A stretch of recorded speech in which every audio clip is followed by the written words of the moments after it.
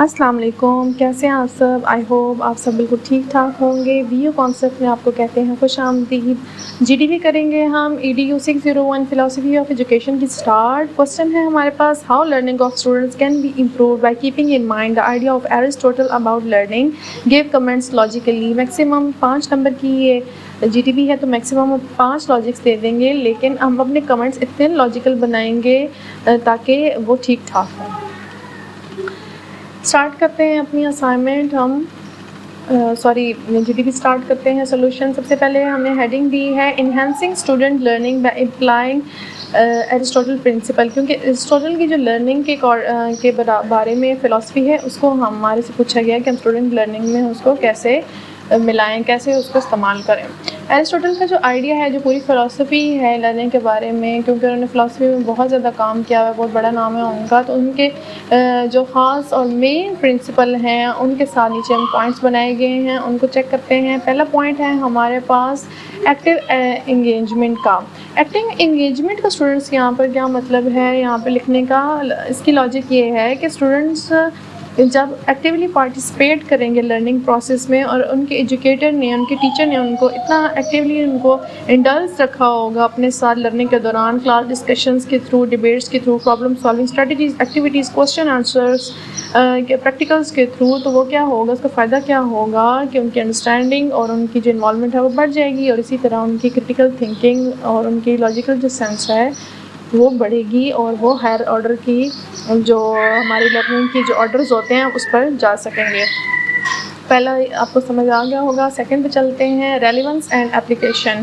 Second principle philosophy of Aristotle کے according اگر ہم اپلائی کرتے ہیں تو ایجوکیٹرس کے لیے کیا کرنا چاہیے، ان کو ٹیچرس کو چاہیے کہ وہ اپنا ریلیٹ کریں پریکٹیکل ایگزامپلز اور ریئل ورلڈ اپلیکیشن کے ساتھ ساری ایجوکیشن کو، یعنی ایجوکیشن ایسی ہو جو ہم اسٹوڈنٹس کو دیں جس کا فائدہ ان کو پریکٹیکل لائف میں ہو، جن کا ان کو ریئل لائف میں فائدہ ہو۔ ایسی ایجوکیشن کا کوئی فائدہ نہیں ہے ایرسٹوٹل کے اکارڈنگ جس کا ہماری دنیا سے کوئی تعلق نہ ہو، اس کی کوئی وہ فائدہ نہ اٹھا سکیں، کیونکہ جب ہم ان کو ریئل ورلڈ کے اکارڈنگ ریلیونٹ کی انفارمیشن دیں گے، ایجوکیشن دیں گے، تو اس سے ان کی جو لرننگ ہوگی وہ موٹیویٹ ہوگی۔ جیسے کہ اکثر اسٹوڈنٹ ٹیکنیکل نالج ڈپلوماز وغیرہ کرتے ہیں نا، یہ اس کی ایگزامپل ہے۔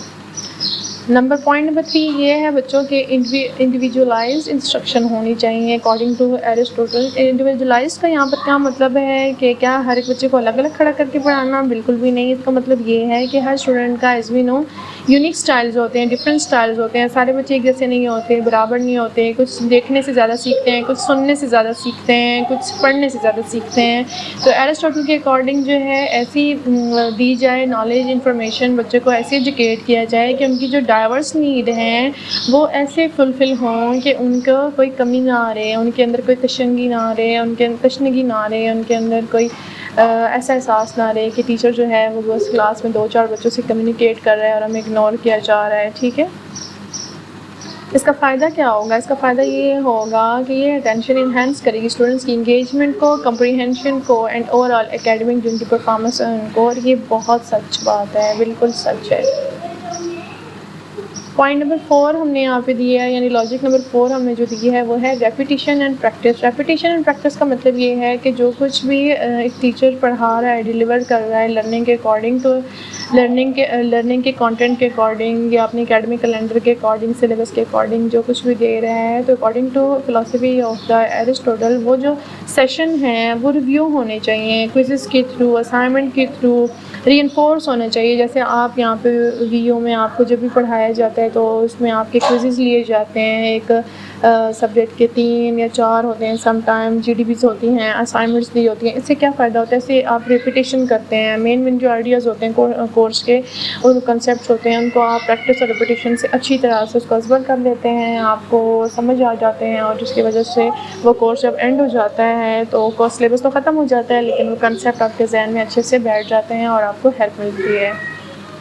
پازیٹیو لرننگ انوائرمنٹ ہونا چاہیے اکارڈنگ ٹو ایرسٹوٹل، کہ ایسا انوائرمنٹ نہ ہو کہ جس میں لرنر سیکھ ہی نہ سکے. تو ایجوکیٹرس کو چاہیے کہ وہ ایک سپورٹیو کلاس روم ایٹماسفیئر کو پروموٹ کریں اور انکریج کریں, جس کے اندر کیا ہو, کولیبریشن ہو, رسپیکٹ ہو, اوپن کمیونیکیشن ہو.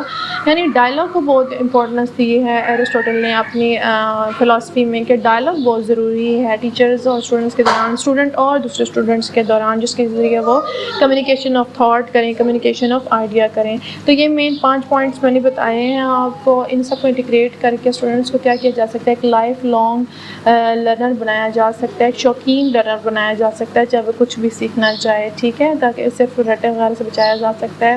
تو اس میں نے اسٹوڈنٹس اینڈ میں آپ کو ایک بات بتانا چاہ رہی تھی. پہلے میں چاہ رہی تھی کہ ہم مین جو پوائنٹس ہیں ان کو ڈسکس کر لیں.